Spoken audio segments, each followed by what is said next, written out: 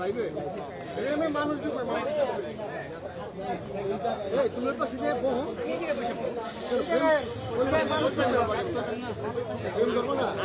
না ওখানে লাইভ করবে খালি লাইভ করবে ঘুরে যাবে ও গাছ দিয়ে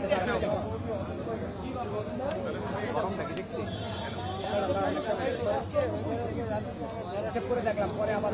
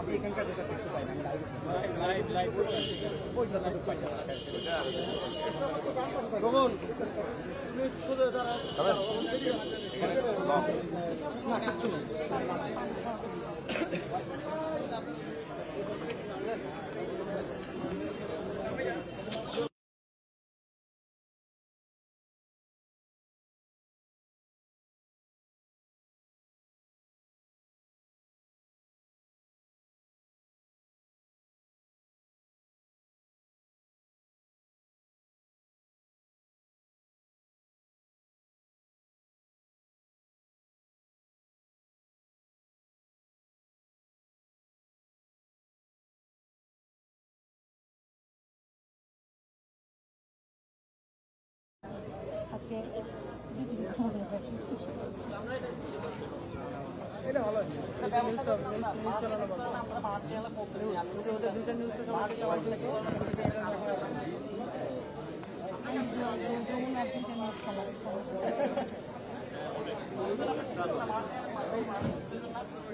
ঝাল আছে তো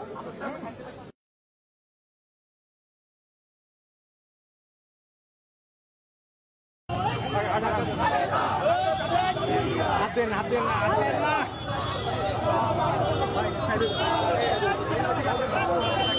ভাই সরেন না কেউ আসেন না সামনে ভাই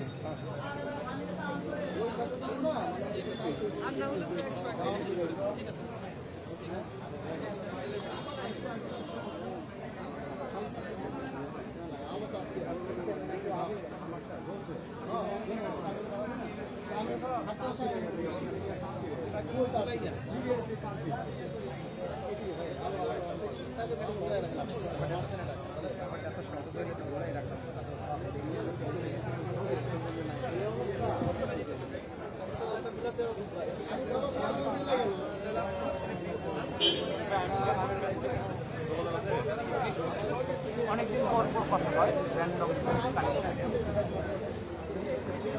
না ভিতরে যায়নি কোনো তাও জানি না, আমার অনেকে বললো যে তুমি আমি বলছিলাম ভাই আমি ইংলিশ তোমার তো ইংলিশ পড়ার দায়িত্ব না কেমন পাবো দুই পাশে তো আছে স্টিকার লাগে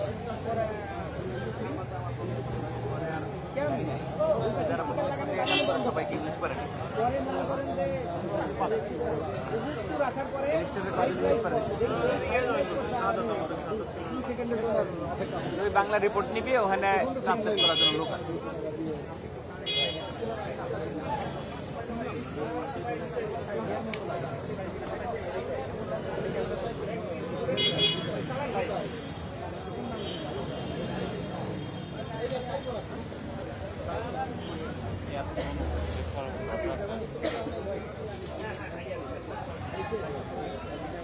আরও একটু ভাব নেই বুঝতে তাড়াতাড়ি করে ফেললে তো তাড়াতাড়ি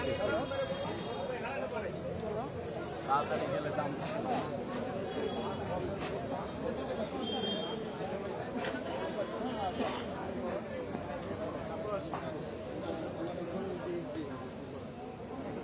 আমার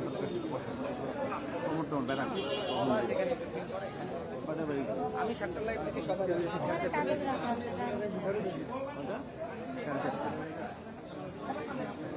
আপনি তো ইয়াতে ছিলেন হ্যাঁ আমি তো ইয়া থেকে আসছি আমরা বাইরে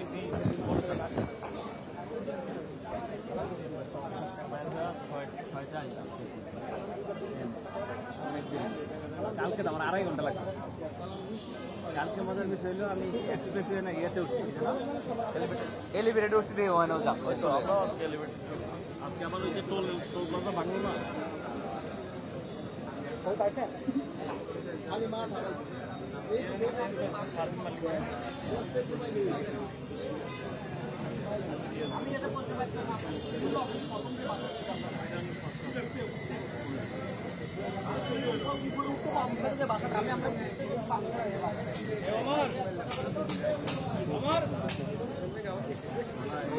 একবার ওই চানাচুর বানায় না পুরো রাইফেল চালার আওয়াজ আছে একদিন ঠিক করে কাট কাট কাট মনে হয় কাট কাট কাট কাট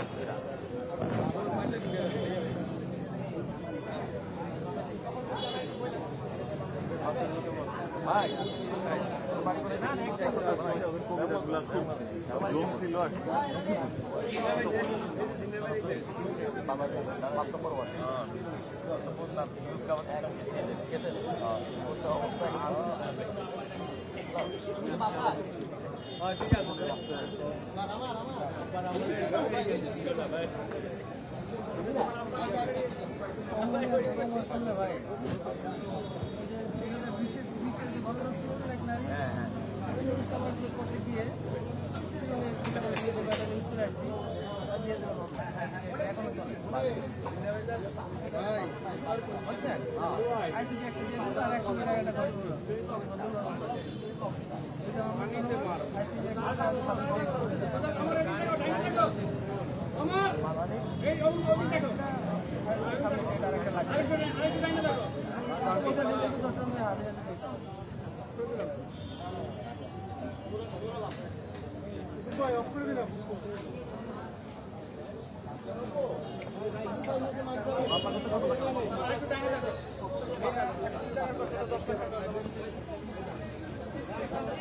আমি আমার টাকা আমি টাকা লেগে আমার মাথা করতে পারছি বাদি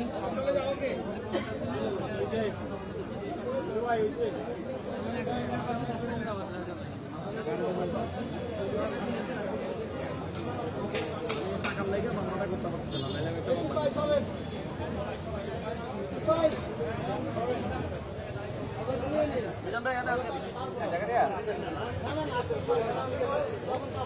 আরে ওই ফোন তো ওই ফোন গাড়িতে রাখে এটা দিয়ে ফেসবুক লাইভ দিচ্ছি মাইক্রোফোন ম্যানুফ্যাকচার রিয়াক্ট দেয় লাস্টে পরে ওটা ড্রাইভারের কাছে দিয়া কি কারণে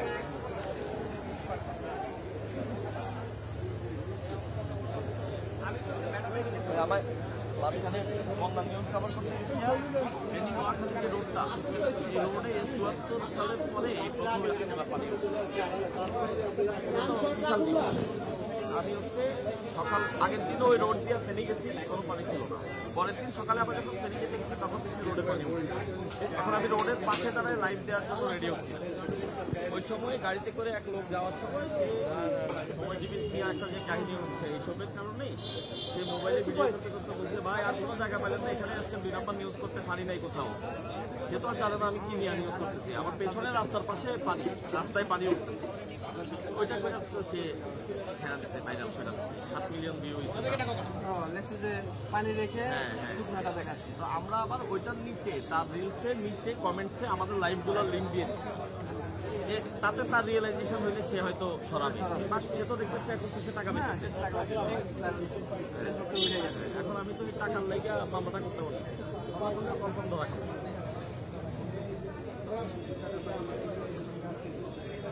কারণ আমি তো তাদের ব্যাখ্যা করার পরেও সে সেটা সরায় দেয়। আমার তো একটা মুখের ব্যাখ্যা না, আমার তো আমি কি লাইভ করছি না।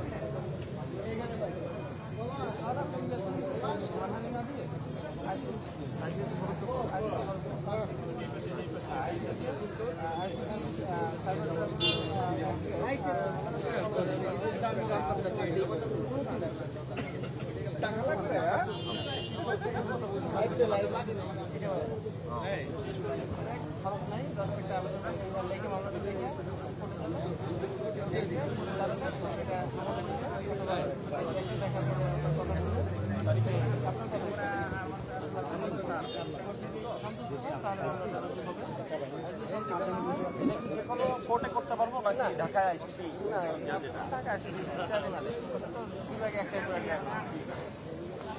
তো এটা যেহেতু আবার নোয়াখালী ঘটনা, এটা কি চট্টগ্রাম?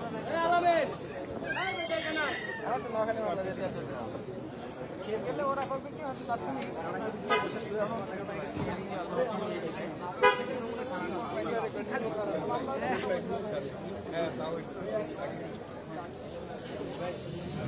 খালি চিন্তা কর, তোর টাকা অন্য কোথাও সাহসী পাইতো না আমার সামনে ছিল না। তাৎক্ষণিক ঢুকছে, বাইরে দিলে কাঁপছে।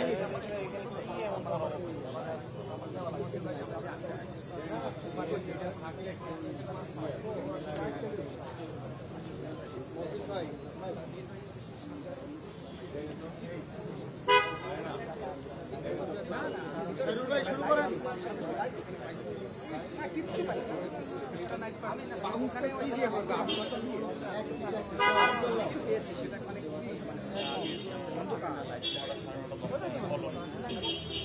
সন্ধ্যার পর ছাড়া তো এদের এগুলো মনেই হয় না।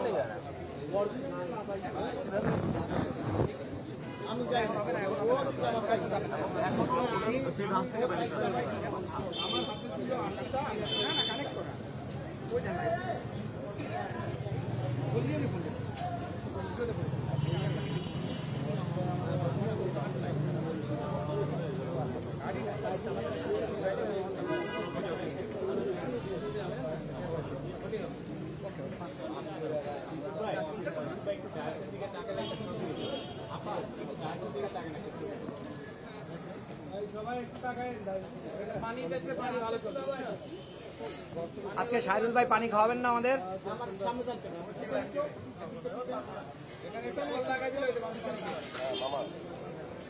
ভাই কিছু বলে নাই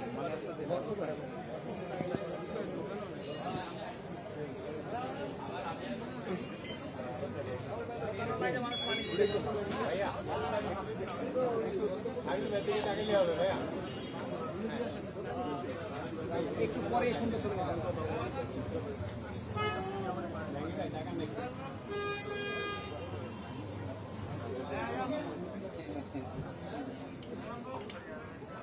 বসে গেছেন?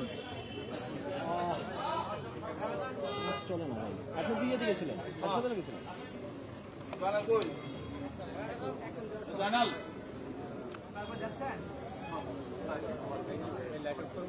না না করেন না, এখনই আসবে।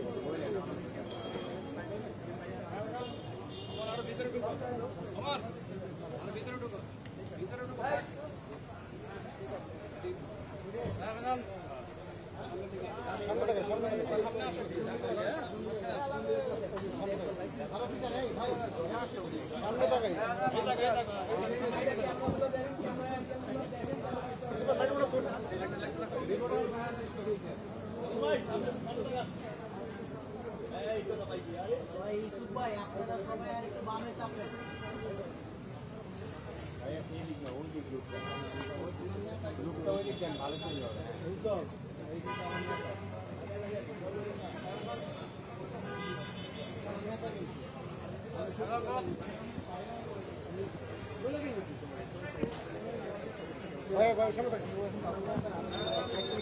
নিজাম ভাই আছেন?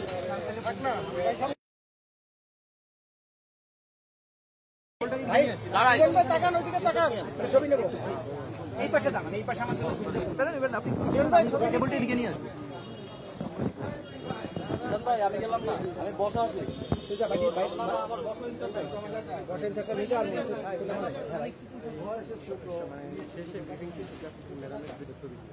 বানানোর ছবি পাই নাই, আমি তাপসের কাছ থেকে ঠিক আছে।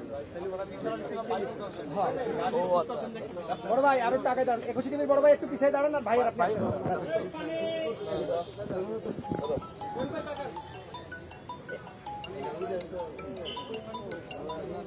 আচ্ছা ভাই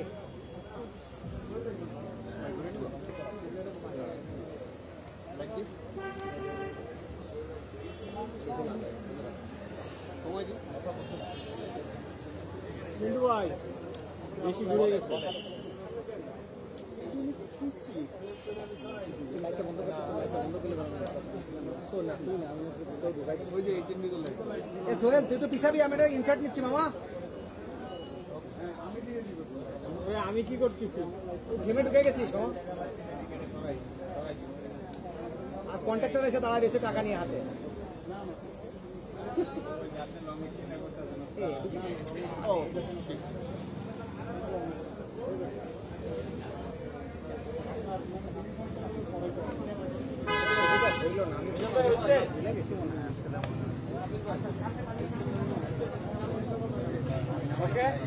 হয়েছে বিজন ভাই যান। ক্যামেরার চার্জ তো পুরাই যাইতেছে।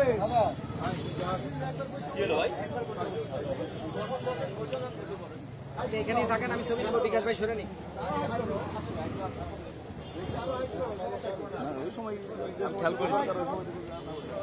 একদম এখানে থাকেন বড় ভাই। ভাই মাথা মাথা ঠিক করে হেঁটে পরে এখন দাঁড়া।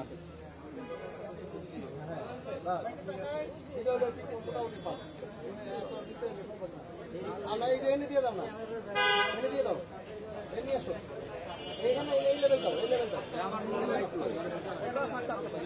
আমার হলো ওপর একটু দশ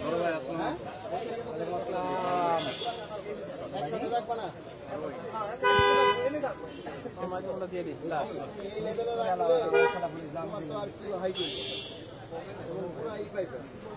আজকে দুজন দূর ব্যবহার করে মিজান নাকি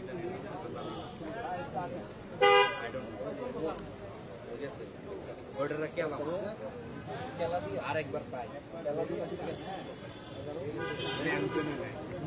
দুই দিনের পরে কি ভাবতে পারে দিবেন না তুলি এখনো না খেলে আসিস কি জন্য? এখনো না খেলে কেন? না খেলে আসছি, এটা সত্যি হবে তো এরকম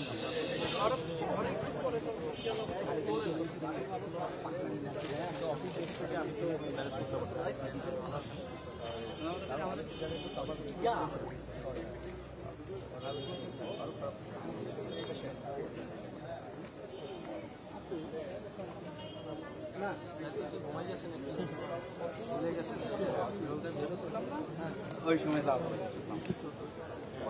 মুন্ডা সাইড ছিল মাথার গেছি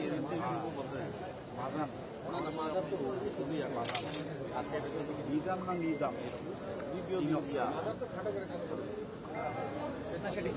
না না সে তো বেশ হেল্প করছে, কিন্তু দুই পাশে স্টিকার লাগানো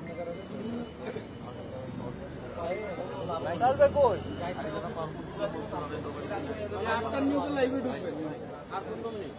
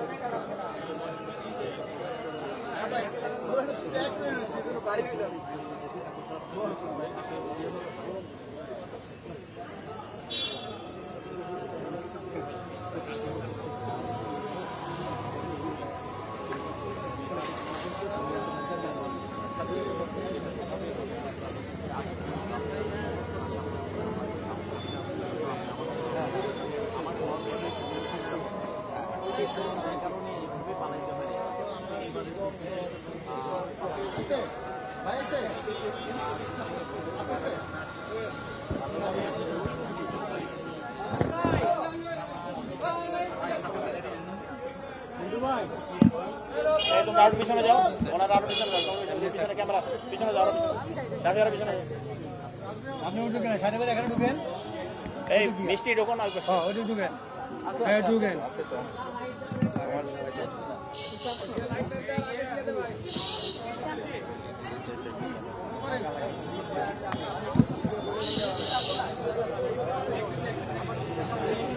এটা মাঝে ধরে আপনি এটা করে দেবেন পরে দেবুন আগে এখানে সবাই যদি উপরে দেয় বুঝ গাছ করে দিই।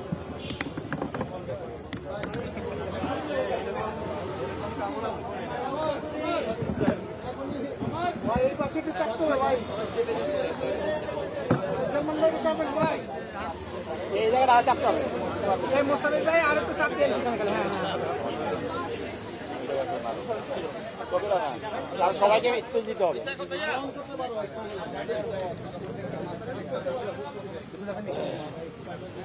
এই সাংবাদিক বড় ভাই সামনে তাকান, আমরা ইনসার্ট নিচ্ছি। শরীফ ভাই কোনটা দরকার?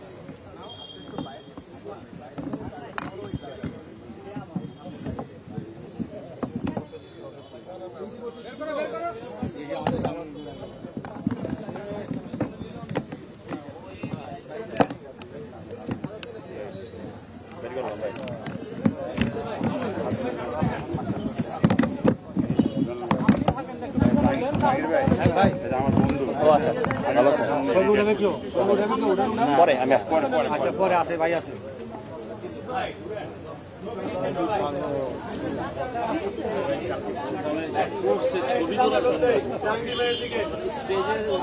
আমার দিকে কতবার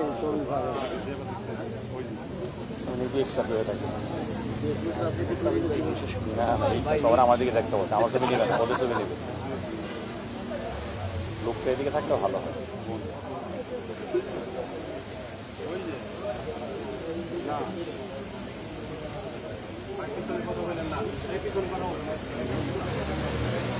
আমারও আগা লাগবে না ভাই, আমার দাঁড়ালাম এমনি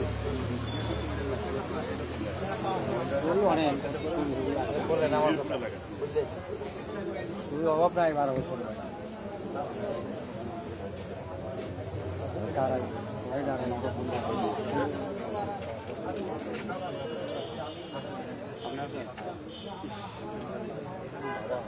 বুঝলেন তো রেডি করে আসলাম।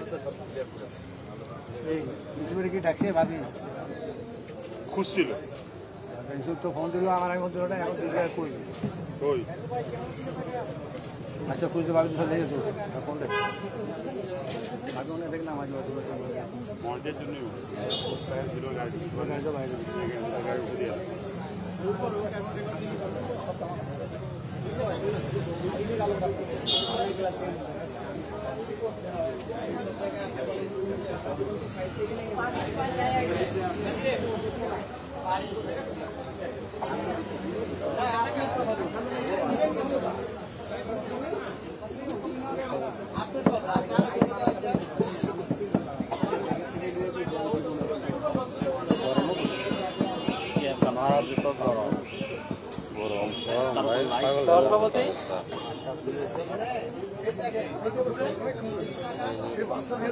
সভাপতি পদত্যাগের জন্য যুবদল মিছিল করলাম না ভাই, পার্টি অফিসে আমার অবস্থা চেহারা কিন্তু সব পাল্লা হইলে পরে আস্তে আস্তে আমরা সভাপতি দেখি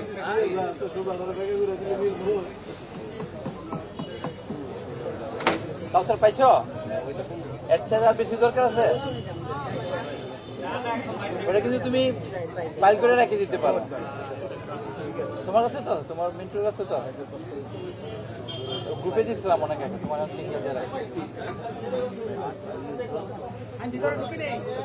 বললে তো আসছি রেডি করে চাইলাম আমার 8 থেকে 4 জন আছে আজকে।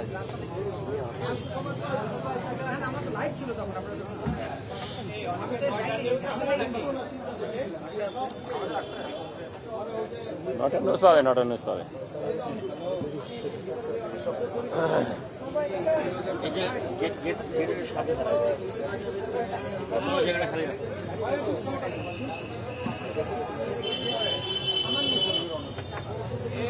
বেশিরভাগের নিউজ কিন্তু 9টায়।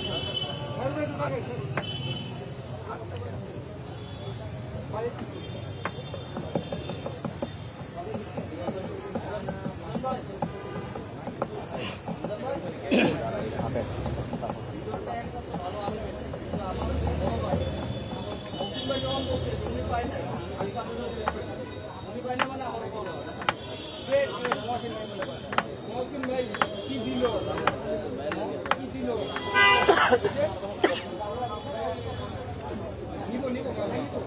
আপনার জায়গায় আমি বদলি করে দেবেন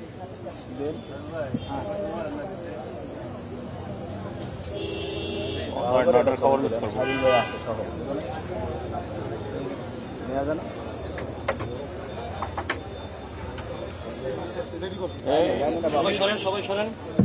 ভাই এদিক থেকে যেতে হবে, একদম জাহাঙ্গীরের ওই পাশে দাঁড়াইতে হবে, একদম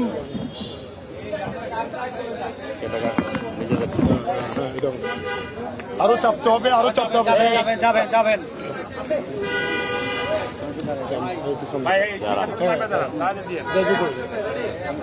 আসতে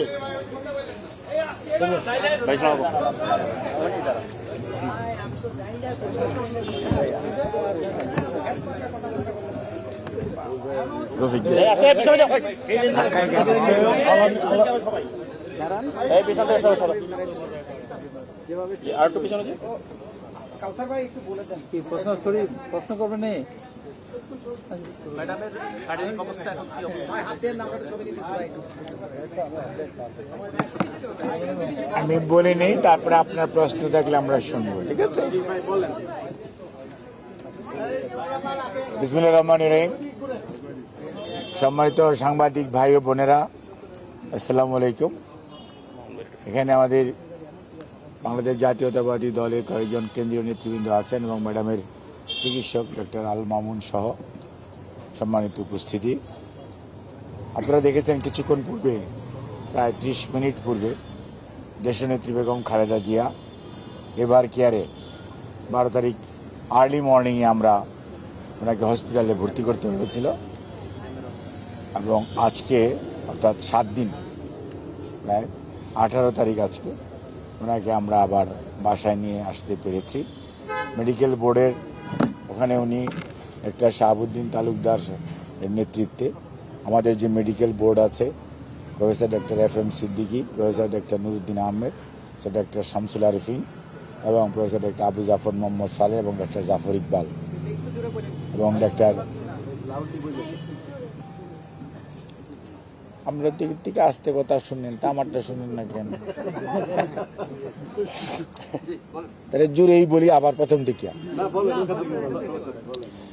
সম্মানিত সাংবাদিক ভাই বোনের, আসসালামু আলাইকুম। 12 তারিখ আর্লি মর্নিং অর্থাৎ 11 তারিখ দিবাগত রাত্রে, যেটা আমরা বলি শেষ রাত্রে, ওনাকে আমরা এভার কেয়ার হসপিটালে উনি অসুস্থ বোধ করায় মেডিকেল বোর্ডের পরামর্শক্রমে আমরা এভার কেয়ার হসপিটাল ওনাকে নিয়ে যাই এবং সেখানে মেডিকেল বোর্ড পরীক্ষা নিরীক্ষা করার পর সাজেস্ট করে ভর্তি করার জন্য সেই অনুযায়ী ওনাকে এভার কেয়ার হসপিটালে ভর্তি করা হয়।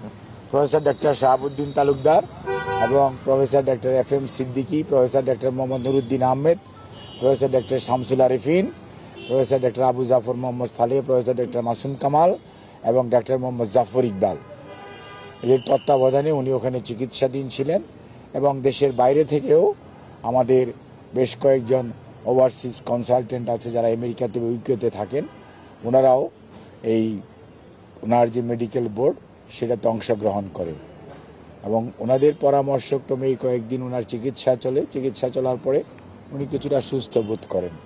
সুস্থ বোধ করার এই যে বারে বারে যেতে হয় আসতে হয়, তার কারণটা কি? কারণটা হচ্ছে ওনার ক্রনিক লিভার ডিজিজ, এমন একটা ডিজিজ আমরা বলেছি যে ওনাকে সংকট থেকে উত্তরণের জন্য টিপস যে প্রসিডিওরটা জন হপকিন্সের চিকিৎসকরা করে দিয়ে গিয়েছেন, সেটা করার পরিপ্রেক্ষিতে উনি সাময়িকভাবে কিছুদিন সুস্থ থাকেন, তারপরে উনি আবার অসুস্থ হয়ে যান। এই অসুস্থতাটাকে যদি কাটিয়ে উঠতে হয় তাহলে ওনাকে মাল্টিডিসিপ্লিনারি অ্যাডভান্স সেন্টারে যেমন নেওয়া প্রয়োজন, অন দি আদার হ্যান্ড এটা নিতে হলেও ওনার শারীরিক সুস্থতারও একটা বিষয় আছে। যতই দিন যাচ্ছে ওনার শারীরিক সুস্থতা সত্যিকার অর্থে একটু প্রত্যেকটা ডিজিজ ক্রমান্বয়ে বাড়ছে, যার জন্য ওনার শারীরিক সুস্থতা কখনো কখনো দেখা যাচ্ছে উনি বেশ ভালো আছে এবং অল্প একটুতেই দেখা যাচ্ছে উনি শারীরিকভাবে অসুস্থ বোধ করেন। যার জন্য যে যখন আপনি প্লেনে টেক অফ করবেন, ল্যান্ডিং করবেন, প্লেনে যখন থাকবেন, একটা নেগেটিভ প্রেশার থাকে। এই নেগেটিভ প্রেশারে ওনার যে হার্টের যে সমস্যা আছে, লিভারের যে সমস্যা আছে, কিডনির যে জটিলতা আছে, সব কিছু মিলিয়ে চিকিৎসকরা এখনও ওনাকে মনে করতে পারছেন না যে 12-13 ঘন্টা জার্নি করার মতো এই অবস্থায় উনি আছেন। তবে উনি মোটামুটি বাসার মধ্যে বা হসপিটালে যখন একটু যখন আজকে যেমন আপনারা দেখেছেন, আলহামদুলিল্লাহ আজকে উনি অনেকটা সুস্থ বোধ করতেছেন সেই জন্য। কিন্তু এই সুস্থতাটা দেখা যাবে যে যেহেতু ওনার অনেক কিছুই চিকিৎসা নির্ভর, ঔষধ নির্ভর এবং অনেক জিনিস সাপ্লিমেন্ট দিতে হয়, সেই জন্য দেখা যায় যে একটু এদিক সেদিক হলেই দেখা যাচ্ছে উনি শারীরিকভাবে অসুস্থ বোধ করেন, ওনার বিভিন্ন ধরনের জটিলতার সৃষ্টি হয়। যার জন্যই আপনার ওনার বিষয়টা খুব পুঙ্খানুপুঙ্খভাবে মানে অত্যন্ত আমরা যেটা ডাক্তারি ভাষায় বলি যে একটা মানে মনিটরিংটা খুব মানে খুবই মানে সাবধানতার সঙ্গে শুধু খালি নয়, অত্যন্ত মানে বিচক্ষণতার সঙ্গেও করতে হয় এবং অ্যাডজাস্টমেন্টটাও শরীরের অবস্থার উপর ভিত্তি করে অ্যাডজাস্টমেন্টটাও খুব দ্রুত করতে হয়। একটু দেরি করলে, যার জন্য আপনাদের প্রশ্ন থাকতে পারে যে আপনারা তো গভীর রাত্রে কেন গেলেন, অর্থাৎ আমাদের অপেক্ষা করার সময় ছিল না, তাহলে রোগীর শারীরিক জটিলতা আরও বৃদ্ধি পাওয়ার সম্ভাবনা ছিল। তো সেজন্যই মানে দ্য ক্লোজ মনিটরিং যেটাকে বলা হয়, উনি হসপিটালে গেলেও যদিও কেবিনে ওনাকে রাখা হয়, কিন্তু কেবিনে উনি একদম আইসিইউ বা সিসিউর সুযোগ সুবিধা সম্বলিত কেবিনে ওনাকে রাখা হয় এবং ক্লোজ অবজারভেশনে উনি ডাক্তারদের থাকেন। এবং ওখানে ওনার যে স্টাফরা যারা দেখাশোনা করে এবং সার্বক্ষণিকভাবে দেশি বিদেশি চিকিৎসকরা অনলাইনে আমাদের এই মেডিকেল বোর্ডকে সহযোগিতা করে এবং সেখানে বিশেষ করে নিউ ইয়র্ক থেকে ডাক্তার হাবিবুর রহমান লুলু, তার পরবর্তীতে ডাক্তার জন হ্যামিল্টন, ডক্টর ক্রিস্টোস, তারপরে আমাদের ওখানে ডক্টর রফিকুদ্দিন আহমেদ এবং আমাদের ওখানে আছে ডক্টর হামিদ রব, আর ইউকেতে আমাদের ভারপ্রাপ্ত চেয়ারম্যান জনাব তারেক রহমান সাহেবের মিসেস ডাক্তার জুবাইদা রহমান, উনি নিজেও অংশগ্রহণ করে। অস্ট্রেলিয়াতে ডাক্তার মাজারুল হক সে আছে। অর্থাৎ এখানে পার্টিসিপেশনটা এবং ওনার যে চিকিৎসার ব্যাপারে এটা কালেকটিভ ডিসিশন হয় এবং কালেকটিভলি এখানকার চিকিৎসকরা এখানে অংশগ্রহণ করে এবং সেটার ওনার সুচিকিৎসাটা যাতে ঠিকমতো চলে সে অনুযায়ী কাজ করে।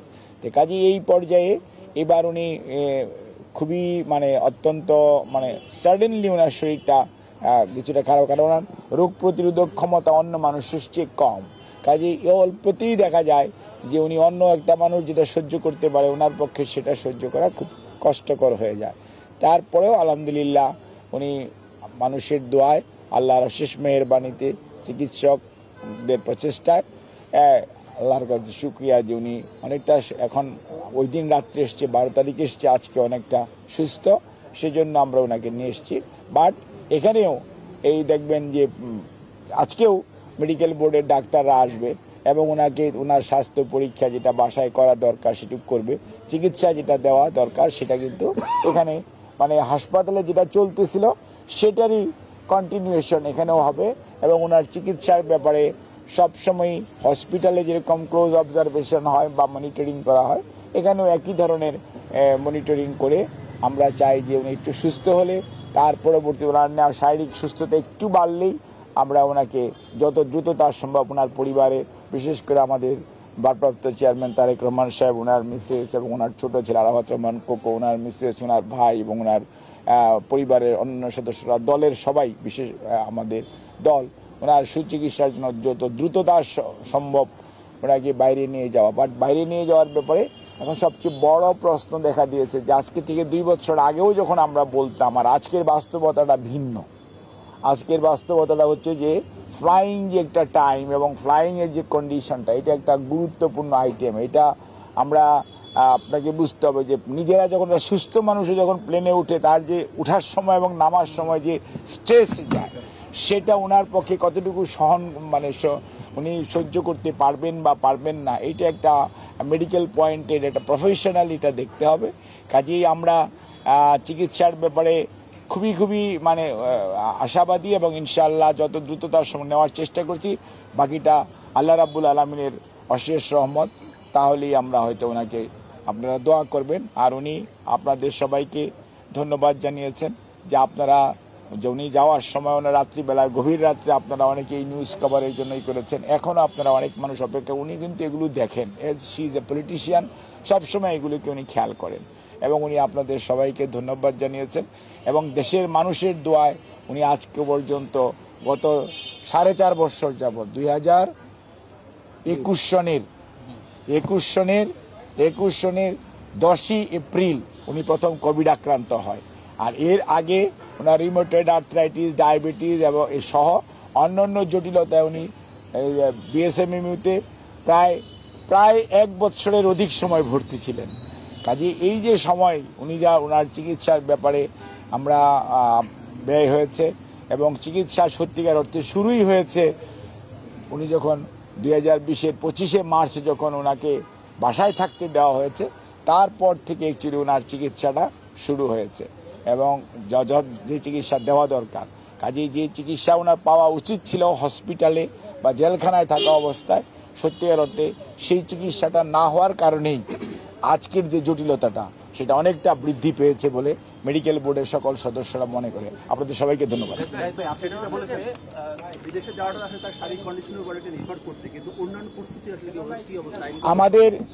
আমাদের মেডিকেল প্রস্তুতি যেটা দরকার, আমাদের মেডিকেল প্রস্তুতি পুরো কমপ্লিট। আমরা কোন হসপিটালে নিব আমরা আমেরিকা এবং ইউকেতে 2টি হসপিটালে আমরা সব কিছু আমরা কনসালটেন্ট থেকে শুরু করে সব কিছু আমরা ফাইনাল করে রেখেছি। আমরা কিভাবে নিব সেটাও আমরা ঠিক করে রেখেছি। আইনগত যে জটিলতা আছে সেটা বর্তমান সরকারে যারা আইনের সাথে সম্পৃক্ত তাদের সাথেও আমরা কথা বলেছি। কাজে এইটা হচ্ছে এখনকার জাস্ট ওনার শারীরিক সুস্থতা আর ওনাকে নিয়ে যাওয়া, এটার উপরেই এটা নির্ভর করছে। আপনাদের সবাইকে ধন্যবাদ। আপনি তো শারীরিক অবস্থা নিয়ে বললেন ম্যাডাম তো এতদিন বন্দী ছিলেন, এখন ম্যাডাম মুক্ত, পরিবর্তিত পরিস্থিতি নিয়ে ম্যাডাম কি কোনো অবজারভেশনের কথা বলেছেন? অবশ্যই ম্যাডাম 5 তারিখে যেটা বলতেছিল, 5 তারিখে উনি আপনারা যে 12টা পর্যন্ত কিন্তু আপনারা কিছুই দেখাতে পারেন নাই। দুপুর 12টার পর থেকে আপনারা প্রথম লাইভ যখন দেখানো শুরু করেছেন তখন কিন্তু উনি বিছনায় শুয়ে উনি এগুলো দেখতেছিলেন এবং বলতেছিলেন যে আল্লাহর কাছে শুকরিয়া আদায় করতেছিলেন। যখন উনি পালিয়ে যাচ্ছে, ওই যে ছবিটা যখন আপনারা দেখাইছেন তখন উনি বলছে যে এই দিনটা দেখার খুব প্রয়োজন ছিল। তবে উনি আবার কতগুলো জিনিস অবজারভেশন ছিল, যখন কোনো জিনিসপত্রের কেউ কিছু জিনিসটা আমাদের লোকরা যেহেতু অনেক নির্যাতিত ছিল, তখন আবার উনি বলেছে তোমরা এগুলো না করো যাতে কেউ কাউকে কোনো প্রতিহিংসা পরায়ণ না হয়। যেটা আপনি পরবর্তীতে একদিন পরে উনি যে ভিডিওটা দিয়েছিলেন, এই ভিডিওটা কিন্তু উনি নিজের থেকে বলেছেন এবং নিজে আগ্রহ প্রকাশ করেছেন যে আমি একটু বলতে চাই। কারণ উনি আমাদেরকে বলতেছে তোমরা বলো, যে না ভারপ্রাপ্ত চেয়ারম্যান মহোদয় বলেছেন, মহাসচিব বলেছেন। তারপরেও পরে আমি বলছি ম্যাডাম ঠিক 91 সনে একই ঘটনা ঘটেছিল।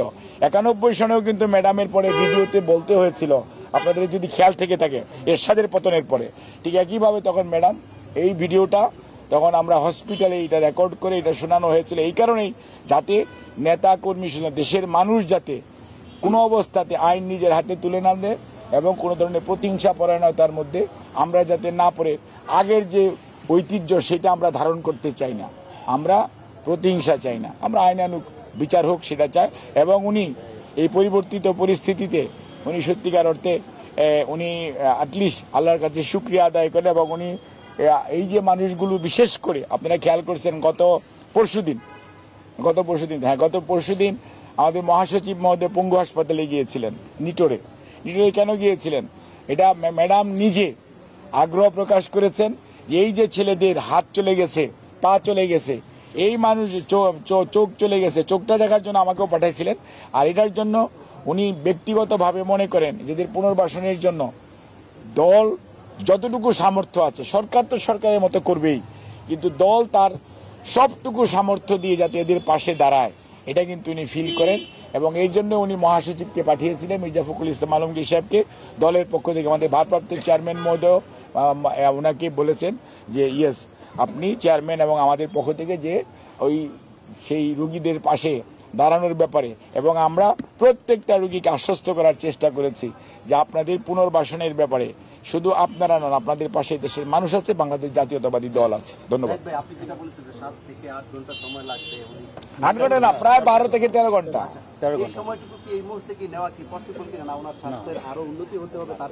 অ্যাকচুয়ালি ওনার শারীরিক জন্মনিকাল আজকে যদি বলি, আজকে এই মুহূর্তে হয়তো সম্ভব, কিন্তু দেখা যাচ্ছে যে আগামীকালকে বা পরশু দিনের মধ্যেই ওই কয়েক ঘন্টার পরেই ওনার যে প্রত্যেকটা, আপনাকে বুঝতে হবে যে হার্ট একটা ভাইটাল অর্গ্যান, লিভার একটা ভাইটাল অর্গ্যান, কিডনি একটা ভাইটাল অর্গ্যান, এই সমস্ত অর্গানগুলোর যে সমস্ত কাজ একটু যদি এদিক সেদিক হয় তখনই দেখা যাচ্ছে যে আপনার বিভিন্ন ধরনের জটিলতা হয়। আপনি যখন একটা ভালো মানুষ প্লেনে ওঠার সময় মানে যে স্পিড যায়, নামতে যায়, তখন হার্টের মধ্যে যে প্যালপিটেশন হয়, এটি একটা অসুস্থ মানুষ কতটুকু গ্রহণ করতে পারে। যে বাম্পিং হয়, আপনারা খেয়াল করছেন, বড় প্লেনে হয়তো কম বাম্পিং হয়, তারপরেও তো হয়। কাজেই আপনাকে একটা নেগেটিভ প্রেশার হয়, এই নেগেটিভ প্রেশার প্রত্যেকটা জিনিসই আপনাকে মাথায় রাখতে হবে। ওনার স্ট্যান্টিং করা আছে, ওনার লিভারের মধ্যে স্ট্যান্টিং করা আছে, ওনার শারীরিক জটিলতা এরকম আছে। কাজেই সব কিছু মিলিয়ে ওনার শারীরিক সুস্থতাটা হচ্ছে নাম্বার 1 প্রায়োরিটি। কারণ আমরা এই জন্যই মেডিকেল বোর্ড যখনই ফিল করবে ইয়েস ওনাকে ট্রান্সপোর্টেবল, আমরা ঠিক তখনই ইনশাআল্লাহ আমরা ওনাকে নিয়ে যাব। ধন্যবাদ।